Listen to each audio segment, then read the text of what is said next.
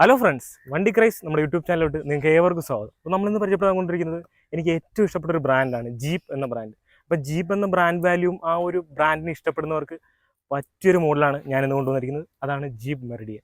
അപ്പോൾ മെറിഡിയൻ എന്തുകൊണ്ട് എടുക്കണമെന്ന് വെച്ച് കഴിഞ്ഞാൽ നിങ്ങളൊരു ജീപ്പ് ലവർ ആണെന്നുണ്ടെങ്കിൽ നിങ്ങൾക്ക് പഴയ കോമ്പസ് ഒന്ന് അപ്ഗ്രേഡ് ചെയ്യണം. ഫസ്റ്റ് ജനറേഷൻ കോമ്പസ് നമുക്ക് ഇന്ത്യയിൽ ലഭ്യമായ 17, 18, 19 കാലഘട്ടത്തിലെ ജീപ്പ് ഒന്ന് അപ്ഗ്രേഡ് ചെയ്യണം. വലിയൊരു ബഡ്ജറ്റിലോട്ട് പോകാൻ താല്പര്യമില്ല. ഇപ്പം ജീപ്പ് കോമ്പസ് ഒന്ന് അപ്ഗ്രേഡ് ചെയ്ത് തിരിച്ച് ജീപ്പിൽ തന്നെ സ്റ്റിക്ക് ഓൺ ചെയ്യണമെന്ന് ആഗ്രഹിക്കുന്ന ധാരാളം പേരുണ്ട്. പക്ഷെ അവർക്കൊരു ഓപ്ഷൻ എന്ന് വെച്ചാൽ റൂബിക്കോണിലോട്ടോ റാംഗ്ലറിലോട്ടോ ഒക്കെ എത്താൻ സെറ്റപ്പ് ഇല്ലെങ്കിൽ നിങ്ങൾ വിഷമിക്കേണ്ട കാര്യമില്ല. നിങ്ങൾക്ക് തീർച്ചയായിട്ടും പറ്റിയൊരു മോഡലാണ് ജീപ്പ് മെറിഡിയൻ. അപ്പോൾ എന്തുകൊണ്ട് ഒരു ജീപ്പ് അപ്ഗ്രേഡ് ചെയ്ത് നിങ്ങൾ ജീപ്പ് മെറിഡിയൻ എടുക്കുമ്പോൾ നിങ്ങൾക്ക് കിട്ടുന്ന ഫീച്ചേഴ്സും ലുക്കും കംഫർട്ട് ലെവലും ഒക്കെ എത്രത്തോളം ഉണ്ടെന്നാണ് ഞാനിന്ന് പരിശോധിക്കാനായിട്ട് പോകുന്നത്. അപ്പോൾ എല്ലാവർക്കും നമ്മുടെ വീഡിയോയിലോട്ട് സ്വാഗതം. ആദ്യകാലത്ത് ഇറങ്ങിയ ജീപ്പ് കോമ്പസ് തന്നെ വലുതായിട്ട് എക്സൈറ്റ് ചെയ്യിപ്പിച്ചൊന്നുമില്ല. കാരണം 2021 വന്ന ഫേസ് ഷിഫ്റ്റിലാണ് ഇന്റീരിയറിൽ ആ ഒരു ലക്ഷറി ഫ്ലാഗ്ഷിപ്പ് ലെവലിലോട്ട് മാറുകയും ആ ഒരു ഇൻഫർടൈൻമെന്റ് സിസ്റ്റം ആ ഇന്റീരിയറിന്റെ കംപ്ലീറ്റ് ലേ ഔട്ട് മാറി ഒരു ഫീച്ചറിലോട് വാഹനമായിട്ട് ജീപ്പ് കോമ്പസ് മാറിയത്. അപ്പോൾ ആദ്യകാലത്ത് ഇറങ്ങിയ ജീപ്പ് കോമ്പസ് ഇപ്പോഴും നിലവിൽ യൂസ് ചെയ്യുന്നവർക്ക് പുതിയൊരു ജീപ്പ് കോമ്പസിലോട്ട് പോകുമ്പോൾ തന്നെ വലിയൊരു മാറ്റമാണ്. എങ്കിൽ കൂടി ഞാൻ നിങ്ങൾക്ക് റെക്കമെൻഡ് ചെയ്യുന്നത് മെറിഡിയനിലോട്ട് പോകാനാണ്. കാരണം ഒരു 7 സീറ്റർ വാഹനം കൂടി. അപ്പോൾ നിങ്ങൾക്ക് കാര്യമായ ഒരു മാറ്റം ഫീൽ ചെയ്യും.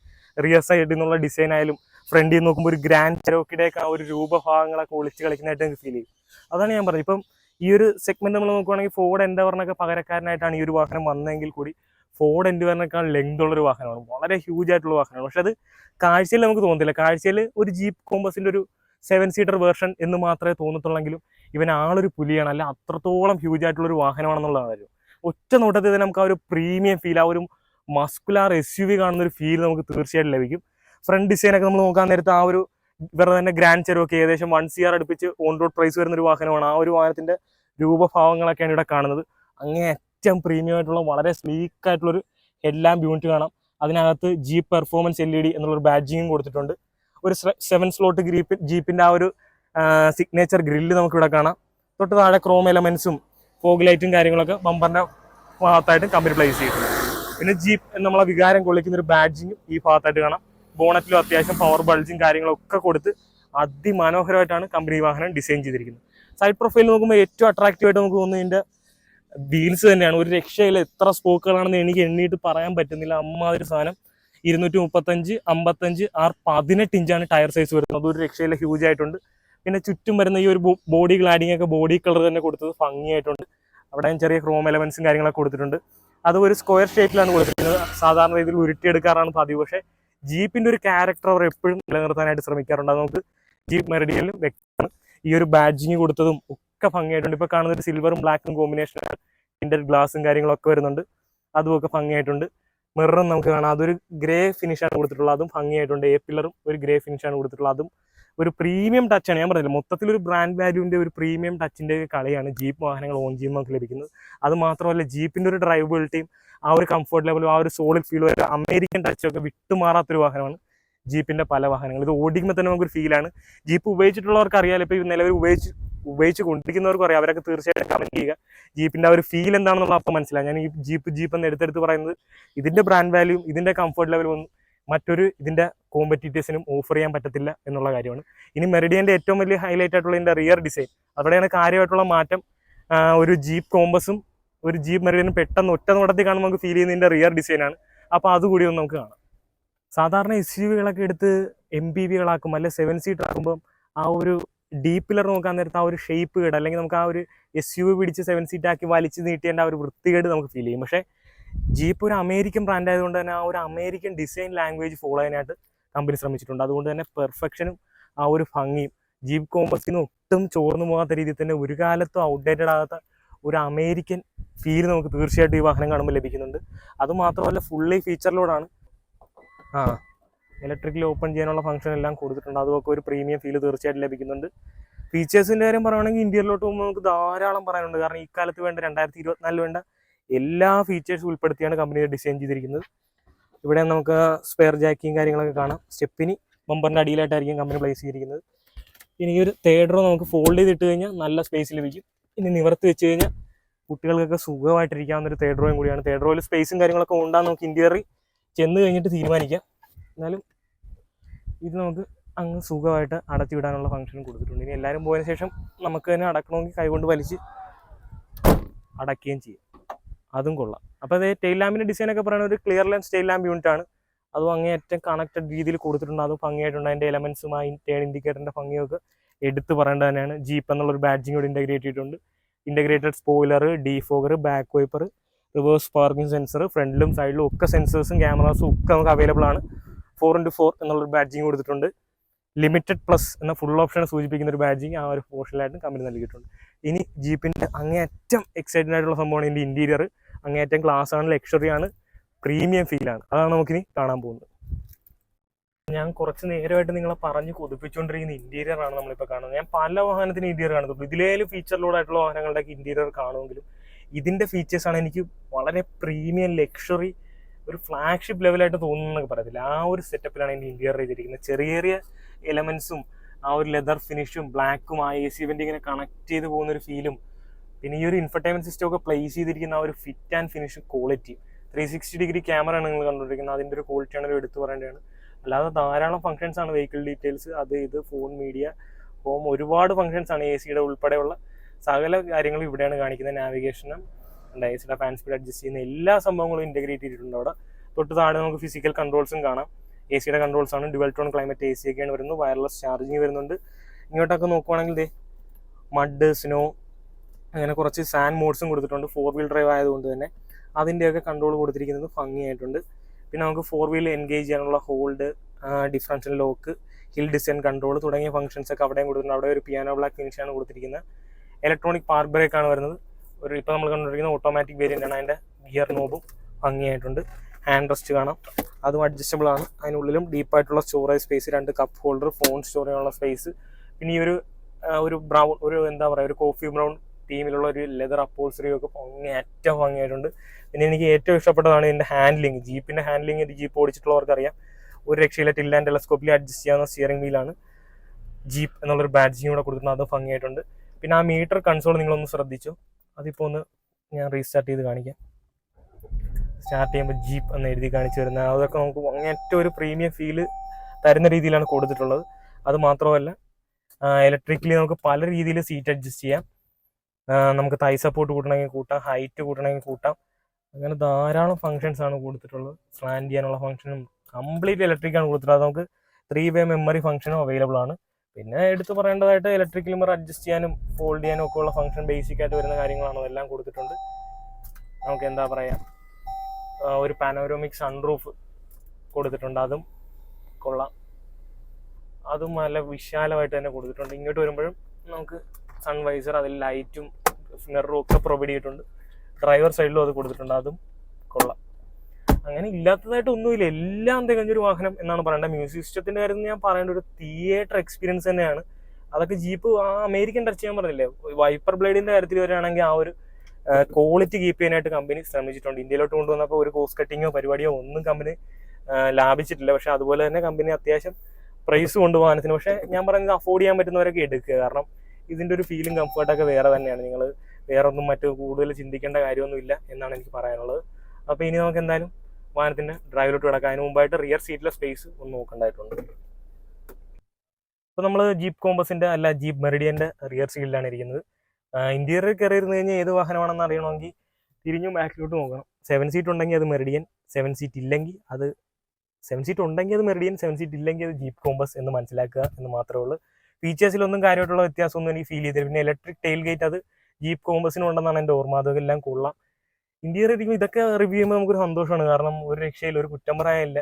എല്ലാ ഫിറ്റ് ആൻഡ് ഫിനിഷും എല്ലാ ഫീച്ചേഴ്സും ഡ്രൈവിംഗ് കംഫർട്ടും ആ ഒരു ഡീസൽ എഞ്ചിൻ്റെ ടോർക്കും ആകെപ്പാട് ഒരു സന്തോഷം തന്നെയാണ്. പ്രൈസ് കേൾക്കുമ്പോൾ മാത്രം നമ്മുടെ മനസ്സൊന്നും അടുപ്പിക്കത്തുള്ളൂ. എങ്കിലും ഞാൻ വീണ്ടും പറയുന്നത് അഫോർഡ് ചെയ്യാൻ പറ്റുന്നവർ ഇതൊക്കെ വാങ്ങിച്ച് ഉപയോഗിക്കുക എന്നാണ് എനിക്ക് പറയാനുള്ളത്. എന്തായാലും നമ്മൾ റിയർ സീറ്റിലിരിക്കുമ്പം ഒരു രക്ഷയില്ല. നല്ല തൈ സപ്പോർട്ടുണ്ട്, നല്ല ലെഗ് സ്പേസ് ഉണ്ട്, നല്ല ഹെഡ് റൂം ഉണ്ട്, നല്ല പ്ലസൻ്റ് ആയിട്ടുള്ള ഫീലുണ്ട്. വിൻഡോ ലൈനൊക്കെ തീരെ താന്നു പോകുന്നതുകൊണ്ട് തന്നെ ഒരു പ്രീമിയം ഫീല് നമുക്ക്, അല്ല ഒരു പ്ലസൻറ്റ് ഫീൽ നമുക്ക് തീർച്ചയായിട്ടും ഉണ്ട്. മുമ്പോട്ടൊക്കെ നോക്കുമ്പോഴും ഒരു ലക്ഷറി വാഹനത്തിലിരുന്ന് പോകുന്നൊരു ഫീല് തീർച്ചയായിട്ടും ഉണ്ട്. സൺറൂഫിൻ്റെ ഒക്കെ പ്രയോജനം നമുക്ക് റിയർ വരെ ലഭിക്കുന്നുണ്ട്. കണ്ട ഈ ഒരു സൈഡ് വരെ ലഭിക്കുന്നുണ്ട്, അതും കൊള്ളാം. പിന്നെ എയർ ബാഗ്സ് പറയേണ്ട 6 എയർ ബാഗോ അങ്ങനെ സേഫ്റ്റി ഡിപ്പാർട്ട്മെൻറ്റിലെ എല്ലാം ജീപ്പ് മുമ്പിൽ തന്നെയാണ് എക്കാലത്തും. റിയർ AC വെൻ്റ് കൊടുത്തിട്ടുണ്ട്, USB charging port, fan speed adjust ചെയ്യാനുള്ള ഫംഗ്ഷൻ എല്ലാം കൊടുത്തിട്ടുണ്ട്. ഇതും എല്ലാം ഭംഗിയായിട്ടുണ്ട്. സെൻട്രൽ ലോക്ക് തീരെ താന്നു തന്നെ പോകുന്നതെന്ന് പറയേണ്ടി വരും. മൊത്തത്തിൽ കൊള്ളാം. ഈ മാറ്റും ഒക്കെ എനിക്ക് ഇഷ്ടപ്പെട്ട് കൊള്ളാം. അതിനകത്ത് നമ്മുടെ പഴയ വില്ലീസ് ജീപ്പൊക്കെ പോകുന്ന ഒരു തീമൊക്കെ കൊടുത്തിട്ടുണ്ട്, അതൊക്കെ കൊള്ളാം. അപ്പോൾ ഇനി നമുക്ക് നേരെ റിയർ സൈഡിൽ പോകുന്നതിന് മുമ്പ് ഇവിടെ ഒരു സാധനം ഒളിപ്പിച്ച് വെച്ചിട്ടുണ്ട്. ആംറസ്റ്റ്, അതിൽ കപ്പ് ഹോൾഡേഴ്സും കൊടുത്തിട്ടുണ്ട്.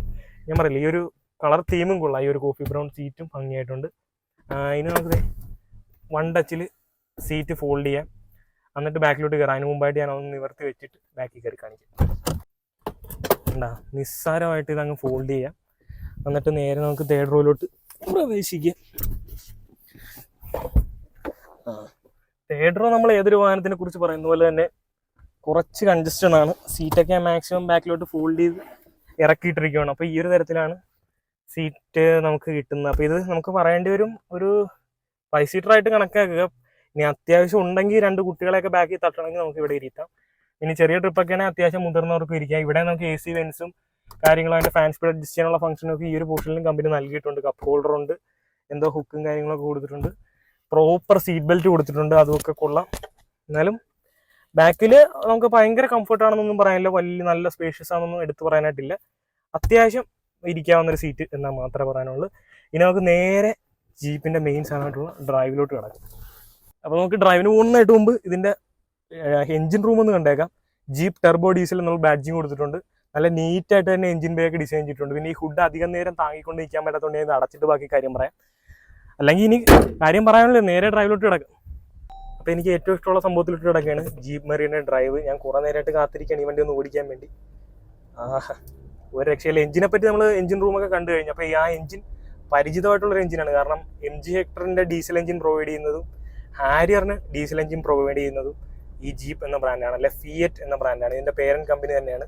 അപ്പോൾ ശരിക്കും അവരുടെ സ്വന്തം എഞ്ചിനാകുമ്പോൾ അവർ സ്വന്തം രീതി കുറച്ച് ട്യൂണിങ്ങിലൊക്കെയുള്ള വ്യത്യാസവും ആ ഒരു പവർ ഡെലിവറിയും അവരുടെ ഒരു ഹാൻഡ്ലിങ്ങും ആ ഒരു എഞ്ചിനീയറിംഗ് മികവൊക്കെ നിങ്ങൾ അറിയണമെങ്കിൽ ഹാരിയറിൻ്റെ ഹെക്ടറിൻ്റെ ഡീസൽ എഞ്ചിൻ ഒന്ന് ഓടിച്ചാൽ പോരാ. സെയിം എഞ്ചിനാണെങ്കിൽ കൂടി ഞാൻ പറയുവാണ്, ജീപ്പ് ഒരു പ്രാവശ്യം ഓടിച്ച് നിങ്ങൾ നോക്കണം. അതിൻ്റെ ഒരു ഫീലും ഒന്ന് വേറെ തന്നെയാണ്. എനിക്ക് ഈ ഒരു 3 വാഹനമായിട്ട് കമ്പയർ ചെയ്യാമെങ്കിൽ തന്നെ ഇതിൽ എല്ലാത്തിലും ഒരേ എഞ്ചിനായിരിക്കുന്നതുകൊണ്ട് തന്നെ ജസ്റ്റ് ഒന്ന് കമ്പയർ ചെയ്യണമെങ്കിലും ഞാനൊരു കാരണവശാലും മറ്റുള്ള ബ്രാൻഡിലോട്ട് പോകത്തില്ല, ജീപ്പിലോട്ട് തന്നെ വരത്തുള്ളൂ. കാരണം എനിക്കൊരു പേഴ്സണലി ഭയങ്കര ഇഷ്ടമുള്ളൊരു ബ്രാൻഡാണ് ജീപ്പ്. അതിൻ്റെ ഒരു ഫീലും ആ ഒരു നിർമ്മാണ നിലവാരമൊക്കെ ഒന്ന് വേറെ തന്നെയാണ്. പിന്നെ ഈ ഒരു 2 ലിറ്റർ ഡീസൽ എഞ്ചിനെ പറ്റി പവർ ഉണ്ടോ എന്നൊക്കെ ചോദിക്കുന്നത്, ഡീസൽ എഞ്ചിനാണ്. ഒരു പെട്രോൾ എഞ്ചിൻ റവ് ചെയ്ത് കയറുന്ന പോലെയാണ് കയറി കിട്ടുന്നത്. സ്റ്റിയറിംഗിലൊക്കെ ജസ്റ്റ് ഒരു വിരൽ വേണേൽ ടച്ച് ചെയ്താൽ മതി, അത്രയും സ്റ്റെബിലിറ്റിയാണ്. 0 to 100 ഒക്കെ അച്ചീവ് ചെയ്ത് കഴിഞ്ഞ് ഒരു രക്ഷയില്ല. എൻ്റെ പിന്നെ സ്റ്റിയറിംഗ് ഒക്കെ നമ്മളൊരു 20 പോകുന്ന ആ ഒരു ഫീലേ ഉള്ളൂ. അത്രയും സ്റ്റെബിലിറ്റിയാണ് വാഹനം ഓഫർ ചെയ്യുന്നത്. പിന്നെ ആ ഹോൺ എവിടെ തൊട്ടാലും പ്രീമിയമാണ്, എവിടെ തൊട്ടാലും ഫ്ലാഗ്ഷിപ്പ് ആണെന്നാണ് പറയേണ്ടത്. ഒരു രക്ഷയില്ല. അടിപൊളിയാണെന്നാണ് പറയുന്നത്. ഈ ഒരു നമ്മൾ 6 ആഗൊക്കെ എടുത്തുകൊണ്ട് പോകുമ്പോഴും ആ ഒരു ഫീൽ ഒന്ന് വേറെയാണ്. പാഡിൽ ഷിഫ്റ്റും കൂടി ഉണ്ടായിരുന്നത് പൊളിച്ചേനെ. പിന്നെ വേറൊരു കാര്യം പറയുകയാണെങ്കിൽ ഇതിന്റെ കോമ്പറ്റീഷൻസിലൊക്കെ വരുന്നത് 6 സ്പീഡ് ഓട്ടോമാറ്റിക് ആണെങ്കിൽ ഇത് 9 സ്പീഡ് ഓട്ടോമാറ്റിക് ആണ് വരുന്നത്. അതിന്റെ ഒരു പെർഫോമൻസും തീർച്ചയായിട്ടും ഈ വാഹനത്തിനുണ്ട്. ഒറ്റ ഡ്രൈവ്, ഒറ്റ സ്ട്രെച്ച്, ഇതുപോലെ ക്ലോസ് റോഡൊക്കെ ഇട്ടിക്കഴിഞ്ഞാൽ നമുക്ക് വെച്ച് മേരിക്കാം. ഒരു രക്ഷയില്ല, അടിപൊളി ഫീലാണ്, ഒന്നും പറയാനില്ല. എന്നാണ് ഇതിന്റെ ഡ്രൈവിനെ പറ്റി പറയാനുള്ളത്. 2 ലിറ്റർ എഞ്ചിനാണ്. ഞാൻ പറഞ്ഞ പോലെ തന്നെ മൈലേജിന്റെ കാര്യമൊക്കെ ഇതിൽ ചോദിക്കുന്നത് അത്ര ശരിയായ നിലപാടല്ല. എങ്കിൽ കൂടി ഒരു 12 കിലോമീറ്റർ ഒക്കെ മൈലേജും നമുക്ക് പ്രതീക്ഷിക്കാം. എന്തായാലും കൊള്ളാം, അടിപൊളി ഒരു സമയം. 4x4 ആണ്. അത്യാവശ്യം നമ്മൾ ഇച്ചിരി മോശപ്പെട്ട വഴിയിലോ കൂടി സസ്പെൻഷനൊക്കെ എങ്ങനെയുണ്ടെന്ന് നോക്കിക്കൊണ്ടിരിക്കുകയാണ്. അടിപൊളി സസ്പെൻഷനാണ്. ആ മാനുവൽ മോഡുണ്ട്. മാനുവൽ മോഡിട്ട് നമ്മൾ ഒന്ന് റബ് ചെയ്ത് നോക്കുമ്പോൾ പെട്രോൾ എഞ്ചിൻ്റെതായ ഒരു എഞ്ചിൻ സൗണ്ട് എന്നാണ് പറഞ്ഞത്. അത്രത്തോളം റിഫൈൻമെന്റ് നമുക്ക് ഫീൽ ചെയ്യുന്നുണ്ട്.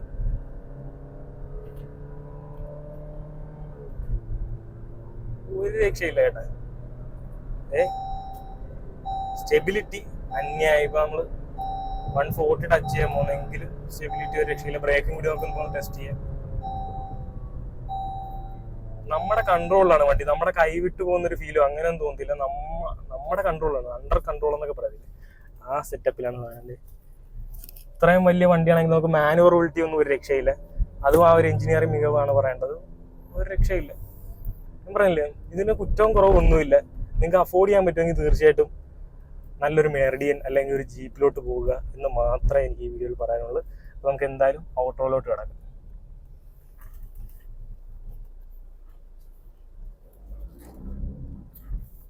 ലോങ് ടൈമിലോട്ട് നിങ്ങളൊരു പക്ക പ്രോപ്പർ 7 സീറ്റ് SUV, അതും 4 വീൽ ഡ്രൈവ്, എല്ലാ ഫീച്ചേഴ്സും ഉള്ള, ഒരു കാലത്തും ഔട്ട്ഡേറ്റഡ് ആകാത്തൊരു നല്ല ഡിസൈൻ ഉള്ള ഒരു അമേരിക്കൻ ബിൽഡ്, നല്ല നിർമ്മാണ നിലവാരവും നല്ല സേഫ്റ്റി ഉള്ളൊരു വാഹനമാണ് നിങ്ങൾ നോക്കുന്നത്.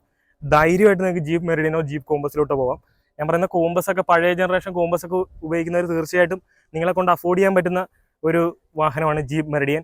തീർച്ചയായിട്ടും ഇതിലോട്ടൊന്ന് അപ്ഗ്രേഡ് ചെയ്യുക, അല്ലെങ്കിൽ ഇതിലോട്ടൊന്ന് സ്വിച്ച് ചെയ്യുക, അല്ലെങ്കിൽ ജീപ്പിൽ തന്നെ സ്റ്റിക്ക് ഓൺ ചെയ്യണമെന്ന് ആഗ്രഹിക്കുന്ന ജീപ്പ് ഫാൻസ് ആണോ നിങ്ങൾ, ധൈര്യമായിട്ട് നിങ്ങൾക്ക് ഇത് എടുക്കാം.